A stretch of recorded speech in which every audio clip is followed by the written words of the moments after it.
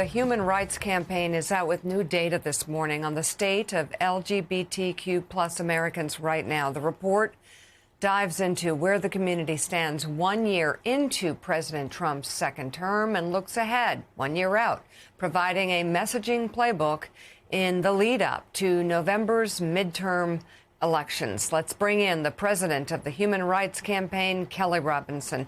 Kelly, so let's start with 1 year in. What did you find? Look, the backdrop that we're sitting in is stark. In 2023, I came here on this show to announce the Human Rights Campaign Foundation had declared the first ever national state of emergency for LGBTQ plus Americans. Now, last year, through this report, what we actually saw was that warning turn into a reality as Donald Trump and his Project 2025 nationalized the worst of the worst state policies that we'd seen play out across the country. And now, through this report, we're seeing the devastating impact. Look, as we look at the findings in this report, what we see is that 1 year into this Trump administration, LGBTQ plus people are worse off in every way. Less safe, less financially stable, less access to health care, and probably most shocking to me, less out. We're seeing LGBTQ plus people go back into the closet. Nearly 50% of respondents say that they are less out in some area of their lives. They're not feeling safe enough to hold hands walking down the street or even to join their employee resource group. This is an urgent crisis. And, you know, if there's any silver lining here, I think it's this.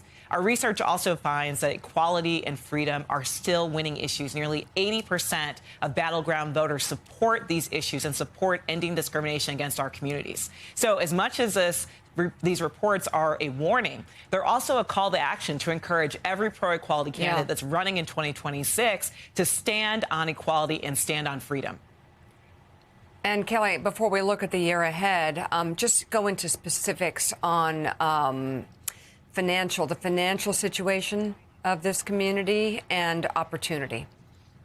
Absolutely. Look, the truth is that, you know, if America sneezes, the LGBTQ plus community is catching pneumonia, right? Every impact that we've seen on economic instability in the country is doubling down on our community. We see our folks being distinctly impacted by the cuts to SNAP benefits, by healthcare inequalities, and by just the rhetoric across this country that's attacking our community. So we're naming these issues clearly and directly because when we talk about LGBTQ plus issues, we're actually talking about the issues that impact every American. We need to make sure that we're addressing the affordability crisis. That's an LGBTQ plus issue. We need to make sure that people have food on the table. That's an LGBTQ plus issue.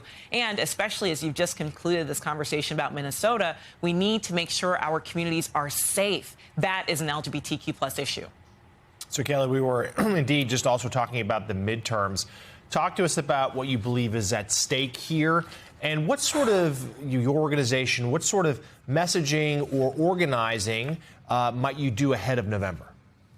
Everything is at stake. And part of the reason that we're talking to you here now in January is we can't wait till October to talk to people about the issues that are impacting the community or what they can do.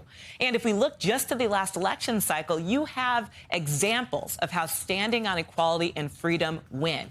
You can look at Abigail Spanberger in Virginia when she was faced with anti-trans attacks. She doubled down on the issue. She stated her values as a mother clearly and actually turned the issue against her opponent.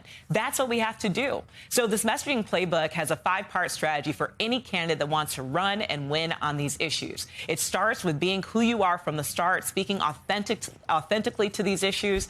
Then it goes towards addressing any attacks that come directly and clearly, and concludes with actually turning the tables. Look, I can tell you this for sure, looking at the data and the research and in all of the touring that we've done across this country, when people wake up every day, they are not thinking about bathrooms. They're thinking about groceries, the cost of rent, about making sure their kids get to and from school safely. That's where we've got to meet them.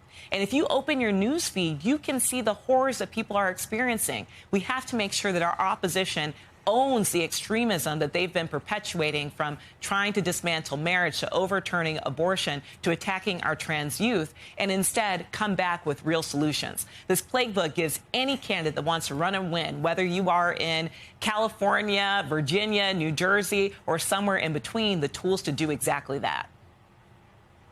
President of the Human Rights Campaign, Kelly Robinson, thank you very much for coming on the show today.